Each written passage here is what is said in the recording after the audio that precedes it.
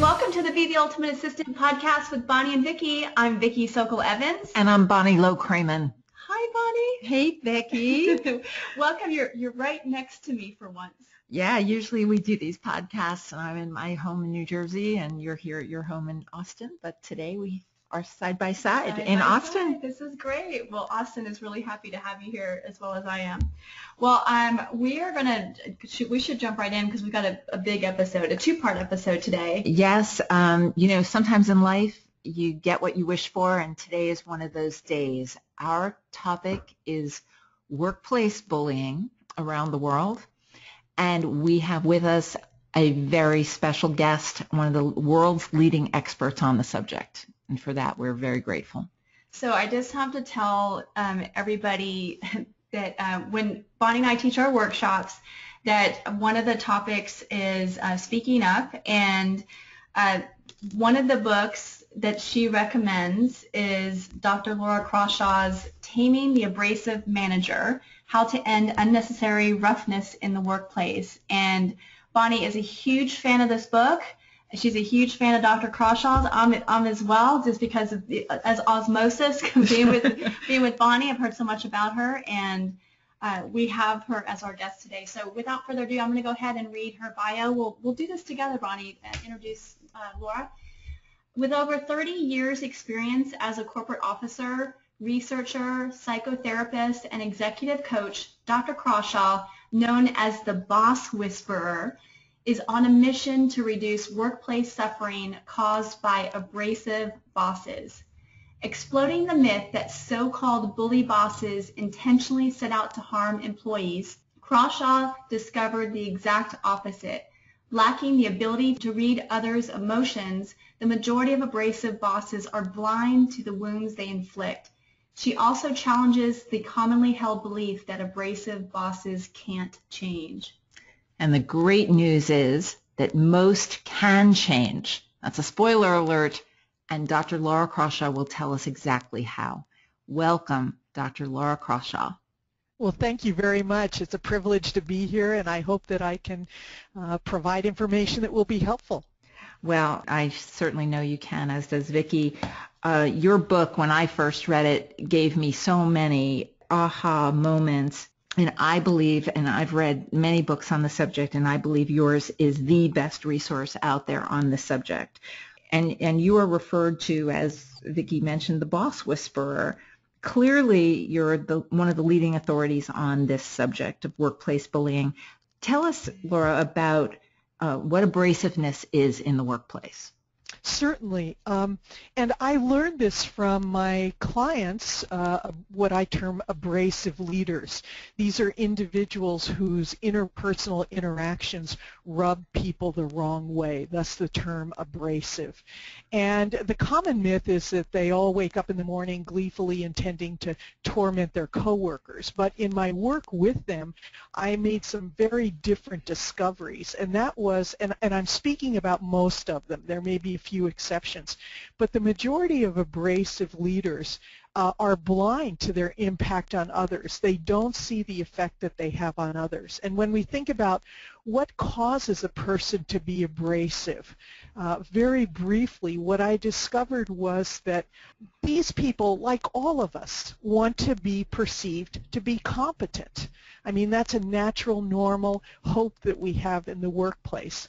But certain individuals who are insecure, when they perceive that anything interferes with how people view them as competent, they get very anxious and they get aggressive. So another way to put it is that when any organism perceives a threat, it feels anxiety and it resorts to fight or flight behaviors. And what I observed in abrasive leaders was that when they felt that the threat of being perceived to be incompetent occurred, their anxiety level would go up, and they tend to resort to fight behaviors. We often term this barking or biting or chewing on their coworkers.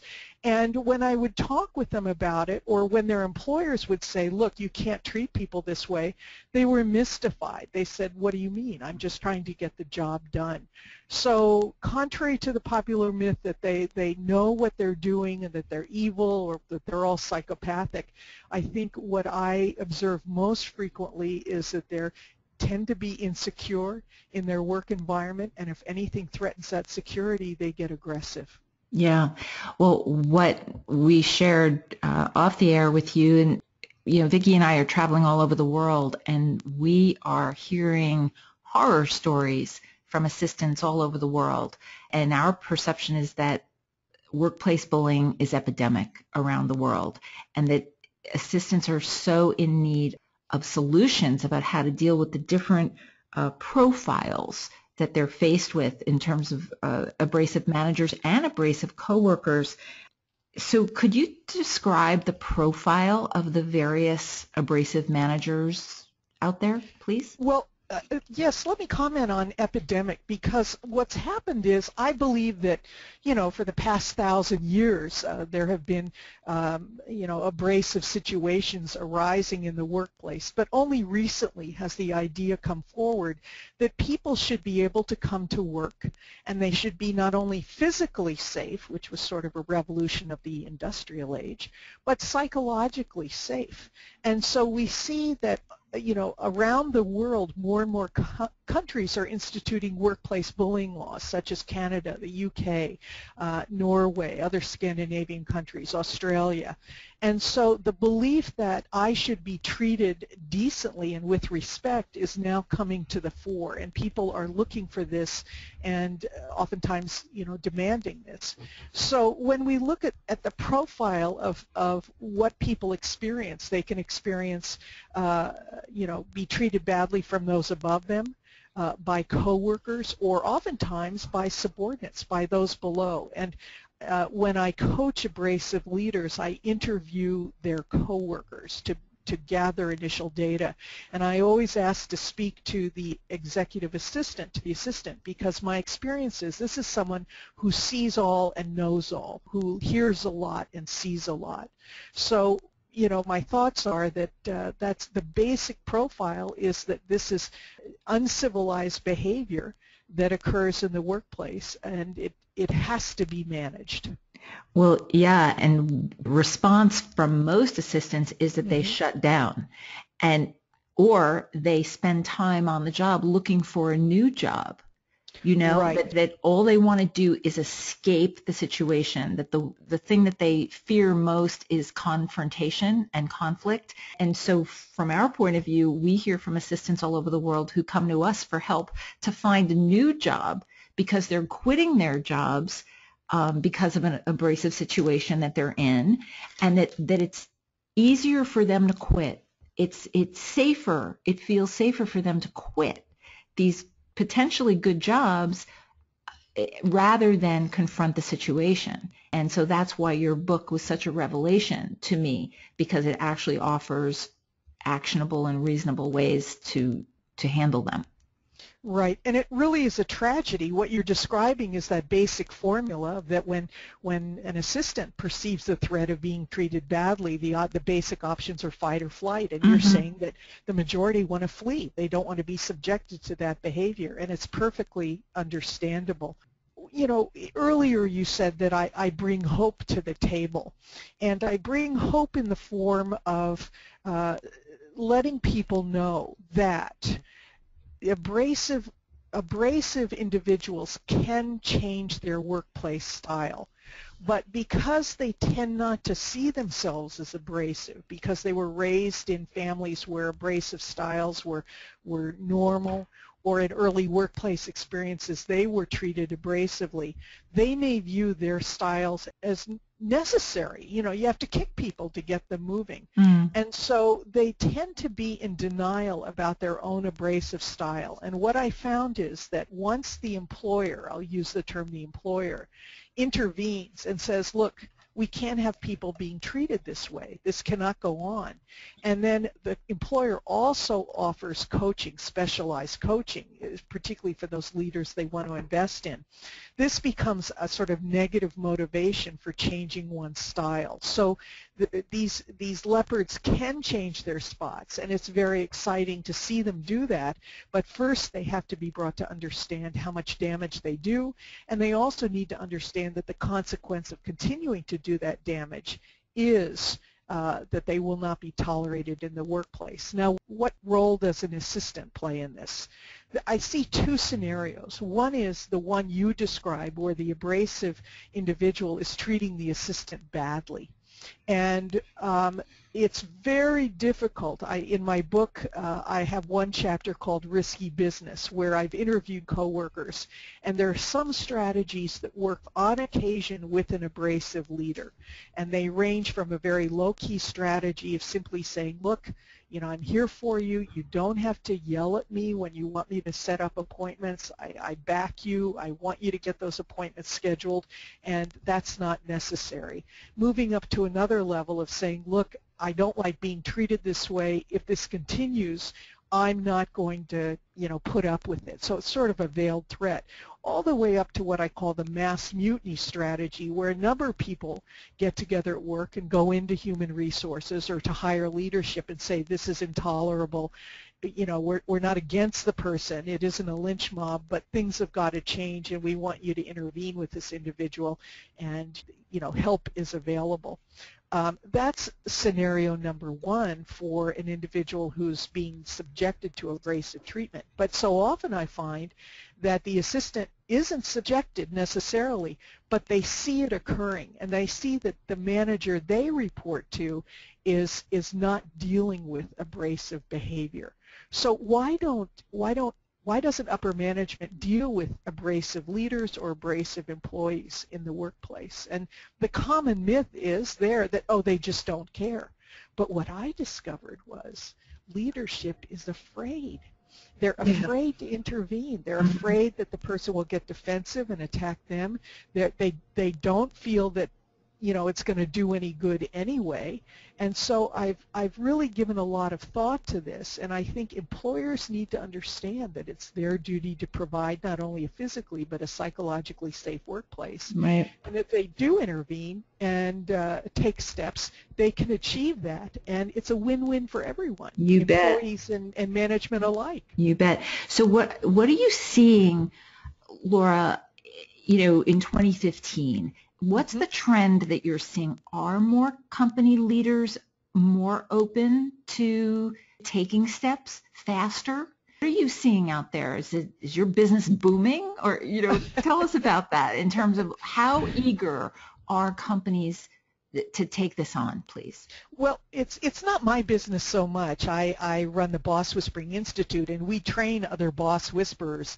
But I can tell you that the coaches that I've trained in coaching these individuals, their businesses are booming. And why are their businesses booming? Because many times employers have a very technically proficient individual who's abrasive, and they don't want to lose that individual. And up until now, people tended to believe that, the only way we can deal with this abrasive individual is to terminate them. And when they learn that there's an alternative, that they can intervene and offer help to help educate the person on better management styles, that's when they pick up the phone and call in. So I think until now, leaders felt sort of hopeless and helpless about the whole scenario, and they fled dealing with it. They went into flight mode. But we do see a trend where employers are coming to understand that they can do something about it. And if they do intervene and the person still cannot turn around their behavior, then the employer knows they've done everything they can do. That's all they can do.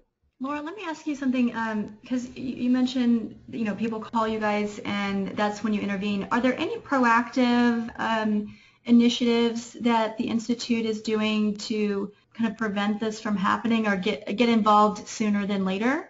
Yes. We've just put together a one-day seminar, which we will also be offering as a webinar for managers of abrasive employees. And to put it bluntly, it's called Managing Abrasive Behavior. And I designed it, this sounds sort of sarcastic, but so many managers need to grow a spine. They really need to understand that they need to manage not only performance, but conduct as well. And so, those two parts need to be evaluated, and managed. And so we've put that together. And also, if assistants want to contact the Boss Whispering Institute, I can send them an article I wrote at no charge for their managers about how to intervene, the background on that. So please feel free to contact me at www.bosswhispering.com. And we'll also include a link to the Institute as well as the webinar and the course that you're developing, or that you've developed. Right. And so is there a strategy? Is it easy for the assistant to take that article and pass it on, or is it a touchy subject as far as what's in the article? Or tell us a little bit more about that. Well, I think it depends on the relationship an assistant has with his or her manager and also with higher leadership. I think since the assistant is bringing a message of hope, which is saying, gee, there's a problem that everybody's talking about but nobody's dealing with, and here's an approach. I find that when assistants do bring this article forward, or when they do, hand my book to leadership is so relieved that that they feel, well, there is something we can do, and we don't have to feel so paralyzed. And I think also leadership comes to understand that if they don't deal with workplace bullying, then they're viewed as sort of tacitly condoning the behavior. Indeed. Sort of, that management must not care about us. So right. I think to be an information resource is really a way to speak up. And I know that's the theme that you're coming into, but it can really be helpful. Education can help leadership. Yeah, one of the things that we're hearing again and again in our workshops will be that assistants will share that there's an abrasive manager in the company, and that he or she is wrecking havoc for months or even years, and then people will be leaving in droves. They'll describe, a department where it's just a revolving door of staff. Right. Clearly that costs a lot of money. And then finally, that person gets fired. The abrasive, and they paint a picture that the abrasive brings in a lot of money, so nobody wants to fire him and everybody's afraid of him. But then finally something happens where they're fired, and the thing that gets us is, but at what cost? The trauma, like say it was months, the trauma that was caused in those months is extreme, and our assistants will tell stories where the story might have happened a year ago, and the story will sound like it happened yesterday because they can remember everything about it, what was said, what they were wearing, what time of day it was. Have you heard this kind of thing? Yes, this being treated badly, being subjected to bullying is deeply traumatic, and research on this is now showing it's one of the deepest traumas sustained, because we're not only assaulted, in terms of just who we are, but also it can jeopardize our employment, which is, essential to our survival. Yeah. And the phenomenon that you describe of nobody doing anything until it finally gets so bad that the employer has no alternative but to terminate is a classic scenario. And let me tell you, the many times when abrasive employees are referred to a coach, the employee will say, I've been working there for 20 years and nobody has ever said anything to me before. So it may be they may have never gotten any feedback. So what we say is early intervention is key. The sooner that an employer intervenes with an abrasive individual, the better, because less damage is done, and they haven't had a chance to really, have developed ingrained, counterproductive management styles. And really, employers need to understand that they're helping the person, because if they don't intervene, ultimately they will have to terminate them. It's much like when you think of alcoholism or substance abuse. If people enable that behavior, they don't set limits and consequences. If you continue to drink, I will no longer stay married, or you cannot work here. And what happens is if they don't set those limits and consequences, ultimately the person dies of alcoholism. Yeah. And in the same way, ultimately the individual gets fired only to go on to the next workplace and cause the same havoc that you described. And that's why in our workshops it's so obviously, it's glaringly clear to me that we must support assistants to speak up to the abrasives, because otherwise the pattern is going to just repeat and repeat and repeat. And the assistants are going to quit and lose potentially good jobs, and the abrasives are simply going to go on to somebody else. And in the meantime, the abrasives have created this trail of trauma, and it's, sending, I mean, literally, Laura, we've had assistants talk to us about nervous breakdowns and, all kinds of, stress medications, et cetera. So, I think we have time for one or two more questions. Go ahead, Vic. Yeah, we have time for probably 2 more questions. So to that point, Laura, what can our listeners do today if they are dealing with an abrasive manager? Could you give them some actionable tips to act on today? Well, I'm sorry, Bonnie, can I interrupt for a second? Because I did work for an abrasive, but I didn't know that I was working for an abrasive. Is there a litmus test? How does one know? Like, I just thought that's how I was supposed to be treated, or that's how they work around in this environment. Do you have any kind of litmus test or checklist that says, no, that's not right behavior? You're working for an abusive manager. Is there a checklist first? And then if I am, then what do I do, to Bonnie's question? Sure. In the back of my book, Taming the Abrasive Manager, I put together a checklist for managers called Am I Abrasive? Oh, perfect. Right. So, but I have the book right here. I'm giving it to Vicki. But that's hopefully, and it's do you have nicknames like Tyrannosaurus Rex or Pitbull? These might be a sign that you're perceived to be abrasive. But how do I know I'm being treated abrasively?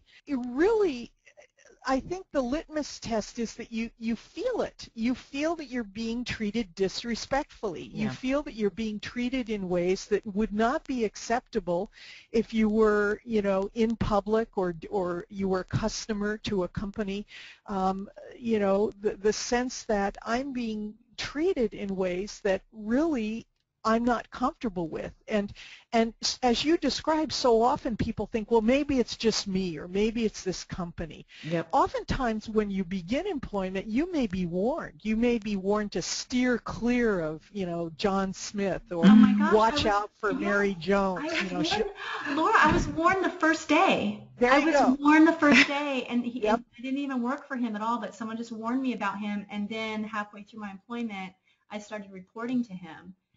And that's exactly what happened. Wow. Yeah. So, you'll get warnings, and then you'll have this sense of, this doesn't feel right. This person is not dealing with me in a calm, rational manner. And so those are, the signals that tell us that. I think in terms of what you can do, I hate to say this, but if you are being managed by someone who is abrasive, again, if you read the chapter about some strategies of setting limits, or saying, I would appreciate it if you didn't call me stupid in front of other people, or even to me, when you try and talk with them and educate them, sometimes that works, and sometimes it doesn't. Sometimes you're viewed as being even more of a threat, and then the person will actively work to get you out of the organization. And this is what I call late stage bullying. Right. So that's when, you're really being targeted and exiled out. So the other option you have is to go to higher management and to very calmly describe the experience you're having, to take the article that I've referred to and say, because it's probably not the first time they've heard it, and say, look, I'm being treated in ways I think are disrespectful. You can even allude, this is one of the alarm strategies that I talk about in the book. You can even say, this is really not acceptable, I cannot tolerate this, I am thinking of leaving, and if you really want to shake them up, you can say something to the effect, or seeking legal consultation. Right. But then you become a threat to the organization if you do that. So I would say, you want to read the risky business chapter carefully and make your decisions. But if you also bring in the article called Winners Who Become Losers, that's the one I talked about before that I wrote for upper leadership on how to intervene and say, look, I don't think this person's a bad person, but I think they treat me in ways that are unacceptable, and I've also viewed them treating other people that way. I may not be the first person to be here and complain. Let me share this article with you because I think they might benefit from some coaching.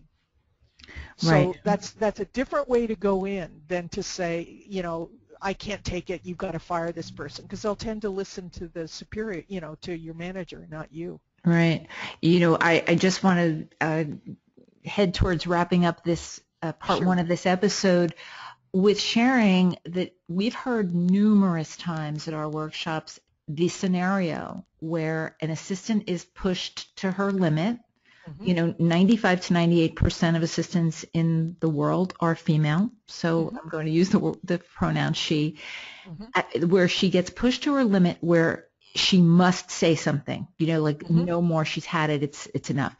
And the scenario goes that she goes into the abrasives office, closes the door, and basically says exactly what's on her mind, unfiltered, and that this is enough, this, you've done this enough, this is, you know, you've done, be specific, direct, and this has got to end today.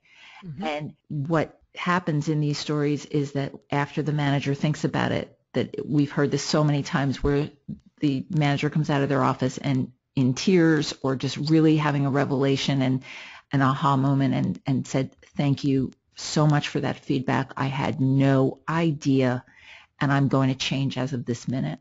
And they do. So, I mean, there are all kinds of scenarios that happen, and I mean, we're just so grateful for this information. It's so important because of the level of problem that exists in the world.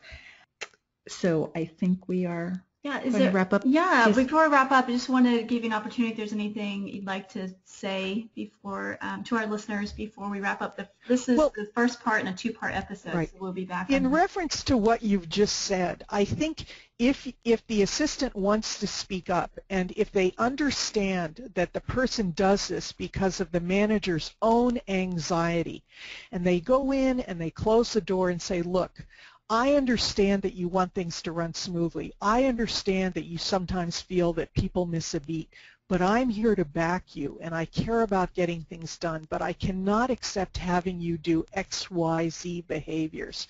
You don't need to do that with me, and I will not accept it. I think if you go in a sense of trying to help the individual with their anxiety as opposed to going in with unfiltered anger, etc., your chances are better of the person coming out and saying, I am sorry, I didn't realize it, I'm going to work to change my ways. So thanks for bringing that up. Yeah, you bet. Thank you so much. Yeah, it's been great having you. We look forward to having you on the next episode to finish up. That's great. All right. So, so Bonnie, do you want to conclude with your with a nice quote for this episode?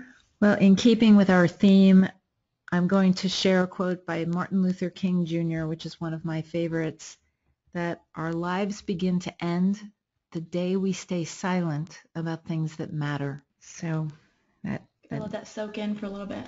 Yeah, I think Dr. King was talking about much more than just civil rights. Thank you for that, Bonnie. And thank you, Dr. Crawshaw, for joining us today. That we just scratched the surface, and we'll be sure to include all the links to your book and the amazing resources that you've provided. And so that concludes today's episode. We'd love your feedback, topic ideas, and questions. Visit the podcast page at betheultimateassistant.com.